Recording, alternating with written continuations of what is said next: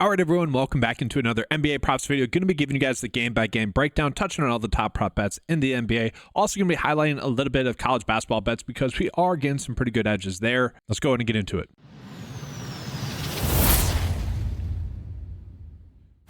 Now, guys, just real quickly, a recap from yesterday, 4 for 6 on the day, which is great. A little bit annoying, though, in the sense that I gave you guys 2 lock bets that ended up hitting. So the lock bets are now 4 for 4 in the year. Pretty awesome there. Again, that's on the new NBA cheat sheet there. That's part of the bet tag. It won't always populate in there because we're not always getting lock bets. People like to use that as a buzzword. I do not. I don't want to mislead you guys. When we are getting lock bets, those are going to be good bets that we really just shouldn't be passing up on. Okay.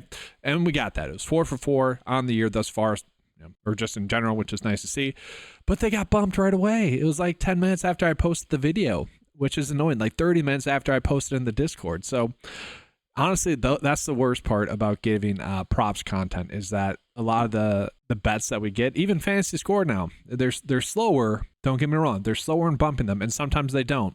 But that's some of the tough parts. So that's why I like to do these game-by-game breakdowns that I'm doing. And so with that, let's go ahead and get into the game-by-game breakdown. Let's start off with the Pacers versus the Chicago Bulls. So looking at it, guys, 6-point spread, but a very, very high-scoring game here, okay? Looking at both teams, we know that AO is still out there for the Chicago Bulls. So with that, we are seeing some slight minutes bumps for like Josh Giddey, for Zach LaVine, Nikola Vucevic as well. And again, with it not being projected to be too much of a blowout, we are potentially getting some good edges with those bets. Now, we are going to see, on paper, we are getting some okay bets here. Patrick Williams for under his fantasy score, Josh Giddey for under his fantasy score. Those are 2 bets that I want to take a deeper dive with here on the, on the PrizePicks cheat sheet. And so looking at, guys, Patrick Williams, okay, I don't know if I really want to get there with him. Like, we see his game log, it has been hit or miss. So even in some like decent matchups, not able to get the over per se. Minutes have pretty much been there for him for the most part. But I don't know. Like, this is a high scoring game, and it's not a game in which I typically like to worry about a blowout. I start to worry about a blowout at like 7.5 points. This is at 6. And man, given the matchup and given the fact that some of the data points are kind of telling us to bet the over, I'm more on the opposite there. Same thing here with Josh Giddey. Like, I'm struggling with these two, honestly. This is one where I think Vegas might just be wrong. And this is one, or these two are both two where I wish we were getting the underdog fantasy score lines for these, for us to, potentially be able to make a better bet there. Like if underdogs are a little bit lower on these lines, I could see myself wanting to bet the over a little bit more there. I'm reading this as, okay, I probably will still bet these. I say this all the time. Like, these are the 2 better bets that we have on the board today. As you guys can see, we have 3 NBA bets with an over 54% likelihood, which are considered good bets, I'll still bet those. I just won't have as much of a volume on them. Like yesterday with the 2 lock bets that we had with LaMelo Ball and Miles Bridges, I went pretty heavy on those, okay, because those were checking all the boxes, where these still some of the best bets. I just might not get as much volume today as I did yesterday. And so let's take a peek here at the Pacers as well. They are kind of still banged up. The biggest news is obviously Halliburton being questionable. We don't really have an idea of whether or not he's going to play in this game. We are getting prop bets for him, which typically indicates that they're thinking he's going to play. But again, in this game, I kind of want to be targeting more of these over bets, but like the lines are already being adjusted for the game total that we have. Okay. And so that's kind of annoying there with really all the prop bets that we're getting here. But yeah, I mean, we're just not getting any good ones here, per se. I mean, maybe Benedict Mathurin for over his fantasy score here. Maybe there's a little bit there. I don't know, guys. I could actually see myself actually going to this game, and this is the first update where I don't completely hate it for PrizePicks. I don't know if you guys noticed this, but you can now sort by game, and then you can actually go to a specific prop bet, which finally, I mean, this is long overdue. Makes it a little bit clunky, I feel like, but the functionality is still there. Anyways, I could see myself, we got 6 bets here, just saying, all right, let's bet the overs with all of them in one slip here, where we are trying to stack that game because, one, it's going to be a high-scoring game. It's also projected to be somewhat of a close game. I could see myself doing that in a game stack. Again, just betting on that game total being high. That would probably be my best approach with this game. All right, so from there, we go ahead and jump on into this game between the Thunder and the Cavaliers. All right, so it's going to be about 230 is going to be the game total. So decently high-scoring game, and it's projected to be a close game. Looking at OKC, guys, they are still kind of banged up. A lot of players are listed out for them, which has led to increased minutes for Dort, Hartenstein, Jalen Williams. We kind of know that. And this is another spot where I'm like, I don't know if I really want to bet on this. And this is kind of the whole purpose of me making this tool, is so that we can make better educated bets. Again, for me, it's more based off of volume. Like Isaiah Hartenstein here, where you can see Vegas is telling us to bet the under. I wish this was a spot where PrizePicks would give it to us as a demon, honestly, where it's like, oh, Vegas is telling us to bet the under by a decent amount, by 2 or so here compared to the PrizePicks line. Give us an increased payout here to the point where it's worthwhile for us to bet over, because all the other data points are telling us to bet the over here. Look at his game log here, Hartenstein. We're going to notice he has basically been crushing this over as well. Now, the matchup with Cleveland is typically one I do like to stay away from because they run out 2 bigs, Evan Mobley and also Jared Allen there. But they're still only 19th in the league. So there's 11 teams that are a little bit more difficult of a matchup in terms of giving up points to bigs. So certainly interesting there. And you factor in the increased minutes there for Isaiah Hartenstein. I don't know. This is a bet where I feel like we don't need to go in on. I don't believe he's played Cleveland yet, so we don't have that sample because he hasn't played that many games. But not exactly a bet like we need to stay away from, or target for that matter. Then we look at all the bets that we are gaining for this game. I mean, I would say we have some decent like traditional sportsbook bets here where we see, you know, some of the projection data that we have is kind of telling us to bet the over here. Like Dort on a traditional sportsbook, I wouldn't mind betting the over here for him. I think that's the move to go with in this game. So if you guys are someone, again, maybe you don't have access to those traditional sportsbooks, maybe you're someone like me that has to drive 12 minutes to the border to place said bets, maybe you have access to Flip instead then, or Sleeper, or some of those sites.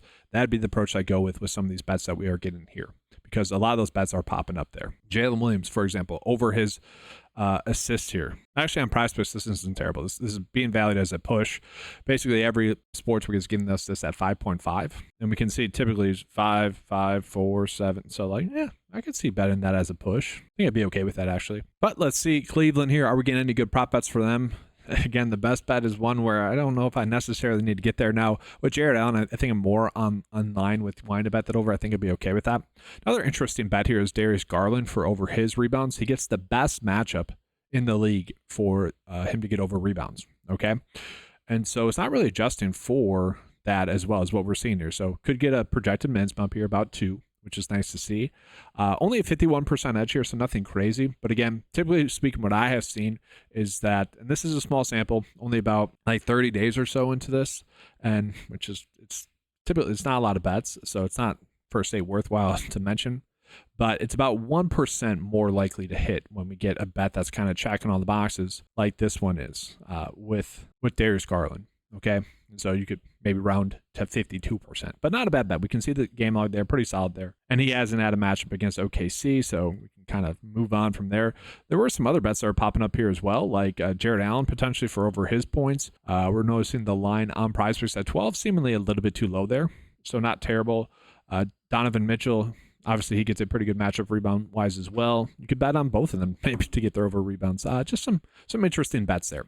Let's go ahead and jump on into the next game. And so jumping on into the next game here, we got Philly versus Washington. A 10-point spread, almost 11-point spread here in favor of the Sixers winning. So we do have to worry a little bit about a blowout, which honestly, that feels a little bit too high, because when we look at it, guys, Embiid is out in this game. We're expected to sit in this game. Yeah, not playing today. And so with that, I know they got Maxey, I know they got Oubre, but Paul George is out as well. And so that's strange. That's strange to me. And looking at it, guys, like, geez, what is going on with Vegas right now? It's kind of crazy. Geez. I'm surprised here. So, like, looking at Caleb Martin, we are being told to bet the under here as well. All the data points are pretty much suggesting that as well. Now, he does get a minutes bump here, about 1.6 more minutes on average. But he is someone that does see his per 36 production go up a decent amount. Now, can we bank on him getting 36 minutes? Definitely not. Okay, we see him project to get 37 here, okay, which is a worry. But it's a decent matchup. Let's sort by his minutes here. I guess more minutes doesn't exactly lead to him dominating. And we only have him projected to get 30 minutes, so maybe not. Maybe not. Maybe maybe they're properly valuing him here, actually. All right, I can get behind that. I guess for me, I saw the DVP rank and I'm like, I don't want to go against Washington. I don't want to bet under against Washington there. That's not a bet I want. Let's say if we get Maxey here. Are we getting any good ones for him? No, not really with Maxey as well. So it seems like the lines are already properly adjusting for those players being out.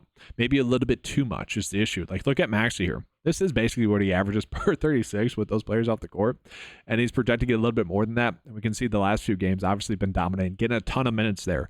And obviously, if he gets a lot of minutes there, yeah, we could maybe see him get the over. But all right, good to know. Good to know. Probably more of a stay away, even though it's a good matchup. And honestly, this is another spot where I could almost see betting some of the overs just betting on the game to be a closer scoring game. I don't mind that idea here. Looking at Washington, guys, Washington, we're getting seemingly all correct lines, really. Bob Carrington's good to go. Kyle Kuzma, questionable. Back end of a back-to-back, will he play? I don't know. We'll see. Malcolm Brogdon probably not going to play on the back end of a back-to-back. That's why we're seeing these bumped minutes here for these guys. So, yeah, I don't know. Then from there, let's go ahead and jump on into this next game. We got Detroit versus Brooklyn. Looking at Detroit, guys, Jaden Ivey still out in tonight's game. Thompson also out. And so with that, we have seen a minutes bump for Beasley, for Duran, for some of those guys. Now, looking at, we're really not getting that many great bets here as well in this game. It's kind of an interesting day. I don't think we need to force any of these bets, and that's kind of what the data is telling us to do right now. Looking at Brooklyn, Cam Thomas still out, Bojan still out, Cameron Johnson still out, Ben Simmons questionable, expected to sit. Now he's in there. We are getting minutes for him. We're getting props for him. But if he were to sit, some of these bets that we're getting here for Brooklyn are kind of interesting. Let's take a deeper dive. Xavier Williams potentially over rebounds. Nick Claxton, guys, I need to do an adjustment here. So to get the projection and Vegas lines coming in from some sites have him listed as Nick Claxton. Some of them have him as Nicholas Claxton. I need to fix that just as an FYI. That's why some data points might not be pulling in. That happens sometimes with players that are listed as junior instead of like junior dot. That's some of the back end stuff that you guys don't really need to know. But Zaire Williams maybe over his rebounds. Again, a better traditional sportsbook bet here than anything. Don't really need to go crazy with that, I guess. But we are still in kind of a figuring out phase there with Brooklyn because of the trades that they made and the moves that they made. So maybe more of a stay away still. All right, let's jump on in here to Toronto versus New York. So Toronto is seemingly good to go, guys, which is nice. Okay, we are seeing quickly, still seeing that minutes bump. If they can keep a game close, maybe we could trust them. So they got blown out against the Bucks a couple nights ago, and because of that, I don't know if we can really trust them. And looking at guys like quickly for over assists actually feels like a pretty darn good bet. So he hasn't been as productive for us shooting the basketball. Okay, he's been kind of poor there, but we do see the minutes have been there for us lately. Okay, and he has been pretty darn good assist-wise. So I could see betting this over here for his assists. Feels like a decent little edge there. From there, anything else? RJ Barrett points, maybe. Nothing too crazy here, though. He's been pretty productive, though. I mean, look at the game log here. Been very solid lately. Maybe a little bit, honestly, too much of a hot hand there, honestly, where I could maybe see why Vegas is telling us to bet the under somewhat there. Let's go ahead and jump into New York. Ooh, Mikal Bridges over rebounds and assists. I don't know. I wish we were getting more fantasy score lines. I think at the end of the video, we will by the time I get done with this video. So I'll refresh that at the end of the video so we can see that. Let's go ahead and we got 3 games left here, guys. Portland versus the Pelicans. Not much there. Simons has been playing well. Denver versus the Clippers. Clippers, nothing too crazy. Denver still without Gordon. We are seeing Westbrook seeing a little bit more minutes recently as he's been playing well. We are seeing Christian Braun to get over his fantasy score, potentially as well Jamal Murray for over his fantasy score. Let's take a peek at both of those. And I don't mind either of these. Christian Braun for over 23.5 for his fantasy score. Now, they just had a game last night. His under fantasy score was actually one of the better bets that we had on the board as the night progressed. I think like for the third taco, I had him on a slip. But he only had 29 minutes in that game. But the fact that this game is a game on the back end of back-to-back, they have someone like Westbrook, some more veteran guys that maybe just don't get as much run in this game to the point where they give someone like Christian Braun a little bit more run. I'm kind of okay with that. It's not the highest of highest scoring games, but 227 is pretty good enough. And it's a close game as well here going against the Clippers. A little bit of a concern here against the Clippers last game. Yeah, not the best average against the Clippers thus far, but the minutes are, 24 minutes in that game, the most recent. And then, I don't know. tight board today, guys. It's kind of the opposite of yesterday where we had a bunch of good bets. Now, I will be getting to college basketball here in just a second, but maybe not as many good bets here as I was hoping for on the day. Let's jump on into the last game here. We got the Spurs versus the Bucks. So Sohan is out. That's kind of a big thing there for the Spurs guys. And so with that, the projection data is saying Devin Vassell is going to play a little bit more in this game in terms of profits that we are getting. Now, players that typically do benefit with him off the court, Kendall Johnson, Zach Collins, we're not getting bets for those guys. So Vassell is really the one we need to concentrate on. Are we getting any good edges for him? Okay, maybe over his points, rebounds, and assists. If he does get 30 minutes, the day is kind of telling us to bet the over there. Now, it's a difficult matchup for him, but not terrible. It's only a 5-point spread here. So interesting there. I could see again there just betting on the minutes increase. And if the minutes increases there, it's probably because he's playing well. Like he's not going to get extra minutes if he's playing terribly. So not terrible there. Let's take a peek real quickly at the Bucks. Now on state today, he's expected to play Chris Middleton coming off the bench. That's not a good sign. I love my boy Chris. Please don't trade him. I'd be a little devastated. It'd be like when they traded for Lillard, where it's like, yeah, I get it. There's rumors that the Bucks might try to get Jimmy Butler, and that could be a reason. But honestly, that could help Chris Middleton coming off the bench. Honestly, just gets a little bit more usage. He can kind of handle the workload during that stretch. And I think it's worth calling out here as well, guys. Prop line difference here. So FanDuel has it at basically a 50-50 for this game to be 225. And then we also have mybookie.ag also giving about a 50-50, but at 23.5. Pretty good edges there. I kind of like a decent amount of the bets that we are getting in this game, specifically Dame Lillard. All right, so I do want to show you guys some of the other bets that we are getting today because we are getting a couple of good college basketball bets as it sits right now. First, Sebastian Thomas for over his fantasy score. We can see average sportsbook line is really liking him here, okay? Maybe a little bit of an overvaluation of his maybe steals and blocks potentially, but the projection data agrees with it. And so that's a seemingly good edge for us there. I say that though because like Cam Jones was a bet that popped up yesterday, college basketball wise. He did not get any steals or blocks, and he's someone that typically does. And so with that, it was in a bet that it really didn't stand a chance when he doesn't do that. And that does happen in college basketball. We do see a little bit more of a kind of a roller coaster with them. It's college basketball, a little bit less predictable because the guys are just not as good, especially night to night. Another decent edge that we have here, though, Phillips here for his fantasy score. Let's see, Underdog has it at 30.8. We can see that the projection or the average sportsbook line has it at 27.4. Okay, the projection data closer to 28, closer to the PrizePicks line, but I'm fine with this bet. This seems like a pretty good over bet. Now, I do want to jump into these PGA bets that are popping up here as well, and I'll show you guys kind of what's going down. So we can see that the average birdies made, birdies or better. Okay, that's what that stands for, Bob. Birdies or better, it's abbreviation. The tournament average is about 3.8. Okay, and so looking at it, guys, we see the projection for Charlie Hoffman is 4.2. So that kind of tells me that he's someone that typically scores a little bit more. We can see the player average is typically 4, and that's adjusted for this tournament. So yeah, we can see it. The group average, so the average lines that we are getting in terms of birdies or better for the players that we are getting is about 4.08. And so maybe a little bit higher than the tournament average. And so if this does play a little bit easier, like PrizePicks is trying to tell us here, then yeah, he should be able to get over 3.5. Now, would I say it's a 57% edge like we see there? Maybe not. But we are seeing Zach Johnson, Brent Snedeker there as well. So I'm fine with those. Those are all pretty decent bets there as well. So with that, guys, let's go ahead and get into the 9 to 5 bet of the day. Oh, real quickly before we do that, I do want to call it one thing here as well. So I will be doing Charlie Hoffman for over his birdies or better, but I want you to look at the popular bets right now in the golf tab. Now, it's not a high volume of bets, but look at this, guys. If we scroll through, we can kind of see why people are just betting off of the last 5 average. I've established enough that no one should ever really be doing that. Like it doesn't really make sense either way. Like it doesn't.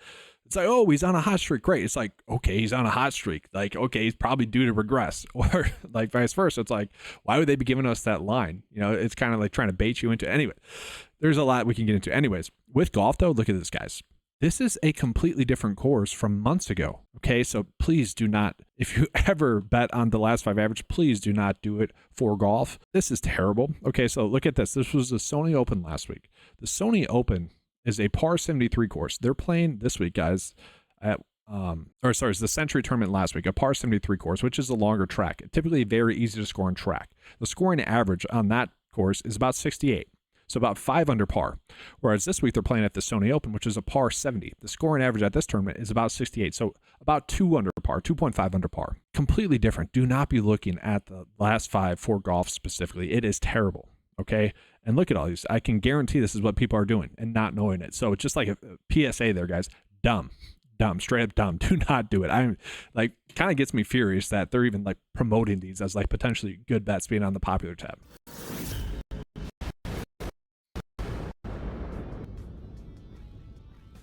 All right, guys, so getting into the bet of the day, this is going to be a day in which I don't have as much volume on as it sits right now. We could be getting some better bets throughout the day when some underdog lines are made available, specifically for those fantasy score lines. I've been trying to come out with the video. I don't know. I'm testing out the times here, guys, honestly. It's weird. Like, obviously, I can give you guys better bets later on in the day, but that really kind of hurts the channel. Whereas if I do it earlier, we can gain some early edges on some NBA bets specifically, which does help out the channel. It's a balancing act, basically, there. I was hoping that we would begin some better references there with the underdog lines for fantasy score. But anyways, we are getting some good bets here with the college basketball bets. These are probably, to me, honestly, the top 2. But I do like Dame Lillard for over 3.5 rebounds. These are 2 bets in that Chicago game that is projected to be a high-scoring game that, again, I'm fine betting the under here. The data is telling us to do that. But I still don't mind the idea of maybe betting on that game, betting on a lot of overs. Just one slip there with the 6 bets that we had available, just because it's a high scoring game that's supposed to be close. So I don't mind that. So again, lower volume day today than most, but we are getting some decent bets there. Oh, by the way, guys, on Pick 6, they currently have a Wemby discount, CJ Stroud discount. Those are free squares available. You have to do a 3-slip bet. Kind of unfortunate, but did want to call that out to you guys there as well. All right, guys, that's going to do it for today's video, guys. Thanks for watching. Good luck with all your bets today. And as always, let's keep cashing. Again, if you guys want access to any of the tools that you saw in this video, head on over to 9to5sports.com. Get access to those for just $10 a month. All right, good luck. And as always, let's keep cashing.